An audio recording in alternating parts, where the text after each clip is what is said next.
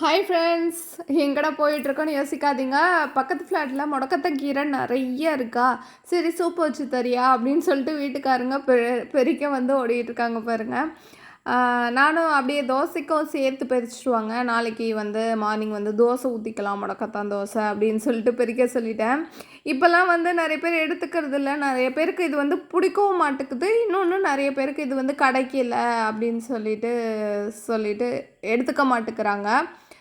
இல்லைனா காசு கொடுத்து தான் வந்து வாங்குற மாரி இருக்கு. ஆனா முடக்கத்தான் கீரை எல்லா இடத்துலையுமே கிடைக்கும். நம்ம அத பெருசா வந்து கவனிக்கிறதில்ல. ஆனா பாருங்களேன், எங்க வீட்டு பக்கத்து ஃப்ளாட், அதாவது எம்ப்டி ஃப்ளாட்ல காடு மாரி இருக்கு. அதில தான் ஃபுல்லாவே முடக்கத்தான் கொடி இருக்கு. அப்பப்போ அவங்க பறிச்சு கொஞ்சம் கொஞ்சம் பறிச்சு குடுப்பாங்க. நம்ம வந்து சூப்பு வச்சு வந்து குடுப்பேன். சூப்பு வந்து எப்படி வைக்கிறதுன்னும் ஷார்ட்ஸில வந்து நான் போஸ்ட் பண்ணியிருக்கேன். உங்களுக்கு வீடியோவும் டைட்டிலுக்கு மேல டேப் பண்றேன். நீங்க பாருங்க. இப்போ வந்து தோசைக்கும் அவங்களுக்கு வந்து இன்றைக்கி வந்து சூப்பு வந்து வச்சு கேட்டிருக்காங்க. அதுக்காக தான் பெரிக்க வந்து ஆர்வமாக வந்து பறிச்சுட்டு இருக்காங்க. முடக்கத்தான் தோசை மாவு எப்படி அரைக்கிறதுன்ட்டு அடுத்த வீடியோ வந்து கண்டிப்பாக வந்து போஸ்ட் பண்ணிடுறேன். நீங்கள் பாருங்கள்.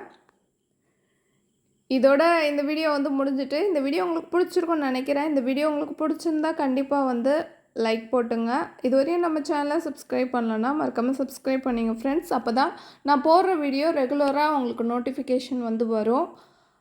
அப்போ தான் எங்களுக்கு எனர்ஜியும் கிடைக்கும். Thank you. Bye friends. Thanks for வாட்சிங்.